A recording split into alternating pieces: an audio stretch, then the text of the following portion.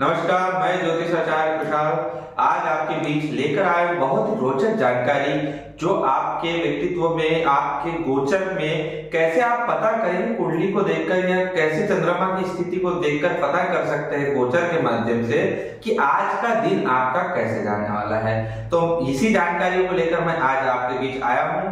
तो मेरा आपसे एक नम्र निवेदन है कि मैं काफी दिनों बाद आपसे मुलाकात हो रही है इस चैनल के माध्यम से, तो आप अपना लाइक जरूर कर दीजिएगा, सब्सक्राइब जरूर कर दीजिएगा और शेयर करना मत भूलिएगा। और अगर आपको हमारा वीडियो अच्छा लगे तो कमेंट भी जरूर करिएगा। और किसी भी जानकारी आने वाले किसी भी तथ्यों के बारे में आपको जानकारी चाहते हो या किसी आपका कोई सब्जेक्ट है उसके बारे में आप जानकारी चाहते हो या किसी योग या किसी दुर्योग के बारे में जानकारी चाहते हो तो कमेंट में जरूर लिख दीजिएगा, उस पर मैं अगला वीडियो बनाने की हम कोशिश करेंगे। तो मैं आज आपको गोचर के माध्यम से कैसे आपकी दिनचर्या में कैसे आपका कौन सा समय कैसा रहने वाला उसके बारे में जानकारी देने जा रहा हूं। मैं एक जनरली आज चंद्रमा को लेकर आपको बता देता हूं कि इसको सीरीज बनाएंगे हम कि कैसे चंद्रमा हो या मंगल हो या कौन से ग्रह कौन किस भाव में जाने के बाद कैसा रिजल्ट देते हैं। अगर गोचर में वो प्रथम भाव में है, द्वितीय भाव में है, थर्ड हाउस में कैसे रिजल्ट देते हो तो हम बताएंगे। पर आज मैं छोटा सा साइकिल आपको बताने जाना चाहता हूँ, जैसे चंद्रमा कैसे कहां कहां जाने के बाद कैसे कैसे रिजल्ट देता है। चलिए मैं आप शुरू करते हैं। तो चंद्रमा के गोचर में लग्न में हो तो वह दर्शाता है कि आपका अपने आप पर सेल्फ कॉन्फिडेंस का कैसा रहने वाला है, आप अपने आप पर कैसे ध्यान देने वाले हैं, कैसे आप अपने खुद के बल पर क्या कार्य को सफल कर सकते हैं। इसी प्रकार जब चंद्रमा, क्योंकि चंद्रमा गोचर में एक राशि में 2.5 दिन के लिए रहता है, 2.5 दिन के बाद वो दूसरी राशि में चला जाता है, इसी प्रकार से वो अपना क्रम बदलते रहता है। तो गोचर में चंद्रमा का ये एक ड्यूरेशन होता है एक राशि का। अब मान के चलिए वो सेकंड हाउस में चला गया, तो सेकंड हाउस का स्वामी कौन है, सेकंड हाउस में क्या है, उसके भाव का स्वामी क्या है कि वह वाणी के कारक होता है, वह अपना धन के बारे संबंधित कारक होता है और आपके छोटे कुटुंब, छोटी यात्रा, आपके परिवार के बारे में आप कैसे इसको धन का संचय कर सकते हैं या कहीं से धन आने के बारे में जानकारी देता है। जब चंद्रमा धन के सेकंड हाउस में चला जाता है तो वो 2.5 दिन में आपके बिजनेस को लेकर आप अपने कहीं से इनकम आने वाली है, पेमेंट्स आने वाली है, उसको लेकर आपके गोचर में कुछ रिजल्ट्स बनते हैं।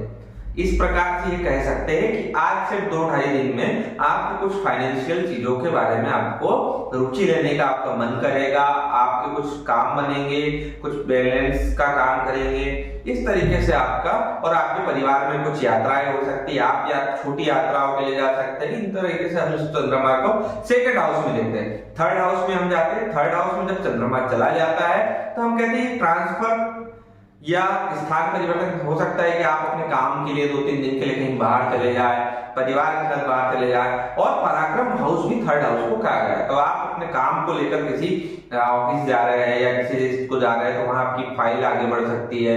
आप कैसे अपने बिजनेस को किसी डील को करने जा रहे हैं तो वहां आपके पराक्रम का कैसे होगा, क्योंकि व्यक्ति का पराक्रम ही उसके व्यापार में या उसकी जॉब में उसको उन्नति दिलाता है। तो वो पराक्रम हाउस में जब जाने के बाद ये थर्ड हाउस में चंद्रमा उस तरीके के रिजल्ट देता है। फोर्थ हाउस शुभ भाव या घर का भाव भी कहते हैं। तो फोर्थ हाउस में जब चंद्रमा होता है तो व्यक्ति का मन जो होता है, क्योंकि चंद्रमा मन सो जाता है, जब चंद्रमा है जो मन को कंट्रोल करता है। तो चंद्रमा की पोजीशन का ये होता है कि वो फोर्थ हाउस, थर्ड हाउस, जो भी हाउस मैं आपको बता रहा हूँ वो उस तरीके के मन को आपको डेवलप करता है, उस तरीके के रिजल्ट आपको देता है। जब फोर्थ हाउस में जाता है तो परिवार में माता के साथ, फादर के साथ, अपने बच्चों के साथ रहने के लिए आपको एक मन में उमंग आती है, उनके साथ थोड़ा टाइम स्पेंड करने के लिए, सुख को भोगने का मन करता है। कहीं आप खाना खाने जा सकते हैं या परिवार के साथ थोड़ा समय बिताने, घर में रहने का मन करेगा। जब ये चंद्रमा फोर्थ हाउस में जाता है तो इस तरीके के रिजल्ट देता है। फिफ्थ हाउस में जाने के बाद कोई नई स्किल्स सीखने का मन करेगा। किसी आपकी प्रेमिका है तो प्रेमिका से मिलने का मन करेगा। अगर आपकी प्रेमिका नहीं है तो बच्चों के साथ घूमने का मन करेगा, बच्चों को टाइम स्पेंड करने का समय मिलेगा और किसी न किसी स्किल्स को सीखने के लिए समय मिलेगा। इस तरीके से चंद्रमा आपको इस तरीके का मस्तिष्क में एक वाइब्रेशन देगा कि आप इन चीजों के और अग्रसर होंगे।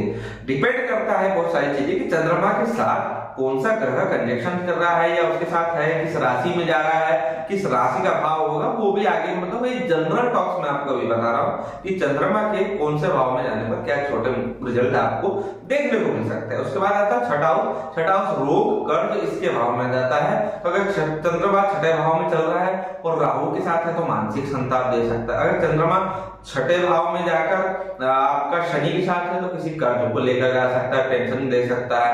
मंगल के साथ है तो हो सकता है संपत्ति को लेकर कोई आप लोन वगैरह लेना चाहते हो तो ये कर्ज रोग इस तरीके के। अगर राहु के साथ है और केतु के साथ है पेट में दर्द, इस तरीके से बहुत सारी चीजों में आपको डिपेंड करता है कि चंद्रमा किसके साथ उस तरीके के रोग या किसी कर्ज को लेकर परेशान या मानसिक संताप को लेकर परेशान हो सकते हो। सप्तम हाउस प्यार का भाव, पत्नी का भाव होता है। तो पत्नी के साथ आपका घूमने का या आपके साथ उनकी कोई प्लानिंग हो, शॉपिंग हो, इसको लेकर या कोई वाद विवाद की स्थिति भी बन सकती है और उस तरीके से उनके डिस्कशंस भी हो सकते हैं और या प्यार मोहब्बत के साथ कहीं घूमने भी जा सकते हैं। तो ये सप्तम भाव में जाए। अष्टम आयु का भाव होता है, वहां पर आपके दवाई, मेडिकल या आप किसी भी खर्च या हॉस्पिटल को देखकर आपका कोई इश्यूज है या किसी भी आपका कोई गहन चिंतन किसी विषय पे कर रहे हो या किसी रिसर्च में आप हो तो उस दिन के लिए अष्टम भाव में जब चंद्रमा जाता है तो उस ज्ञान को भी प्राप्त करने की संभावना रहती है। 9th हाउस में जाने के बाद चंद्रमा आपको धर्म भाव मतलब आपका मन किसी धार्मिक कार्य में जाने की, धार्मिक यात्रा में जाने के लिए होगा या तो आपको किसी के कर्म में, किसी हवन पूजन पद्धति, इन सब विषयों में आपका मन लगेगा, भगवान में आपका मन लगेगा, आपके इष्ट देवता में आपका मन लगेगा। यह 9th भाव चंद्रमा इंगित करता है जब चंद्रमा। अब 10th हाउस में जाने के बाद आपके फिर कार्य क्षेत्र, आपकी स्किल्स, आपके बिजनेस, आपकी नौकरी, इसको डिपेंड करता है। चंद्रमा 10th हाउस में जाता है, वहां अच्छे किसी ग्रह के साथ होगा तो प्रमोशंस के लिए या आप किसी अच्छे डील के लिए जा रहे हो, वो डील फाइनल हो जाएगी या सब चीज के लिए वहां 10th हाउस। 11th हाउस लाभ का भाव, चंद्रमा 11th हाउस में हो किसी काम के लिए आ रहे हो तो काम सफल होने की बहुत संभावना बढ़ जाती है। किसी से पैसे आने वाले हो तो संभावना बढ़ जाती है। आपका कोई मित्र मिलने वाला हो तो उसकी संभावना बढ़ जाती है। 12th हाउस में जाने के बाद 12th हाउस खर्चे का भाव है। फिर जो आज आपने 15-20 दिन में, महीना भर में कमाया तो वो आखिर तक खर्चे में इतना उलझ जाते हो तो फिर खर्च को लेकर परेशान होना और ये सब चीजें इस चंद्रमा के 12 भाव का मैंने आज आपको एक छोटा सा विश्लेषण बताया। आपको इसको जानकारी अगर ज्यादा उचित समझनी है कि चंद्रमा या किसी भी ग्रहों का गोचर में ट्रांजिट जो हो रहा है उसको समझकर अपनी दशा अंतरदशा से कंजक्शन करके आप उसको चेक कर सकते हो कि आपका जीवन में आने वाले समय में क्या हो सकता है। और अगर आप किसी विषय में जानकारी चाहते हो, आप मुझसे कुंडली दिखवाना चाहते हो, आप मुझसे कोई सलाह लेने चाहते हैं तो मेरा नीचे नंबर आ रहा है, उसको आप उस पर मुझसे कांटेक्ट कर सकते हैं और अपनी कुंडली का विश्लेषण करा सकते हैं। एक उचित दक्षिणा देने के पश्चात आपका अपॉइंटमेंट बुक हो जाएगा और मैं आपसे जल्द वार्ता करूंगा और आपको अपने समस्याओं का छुटकारा पाने के लिए मदद करूंगा। नमस्कार, धन्यवाद, जय माता।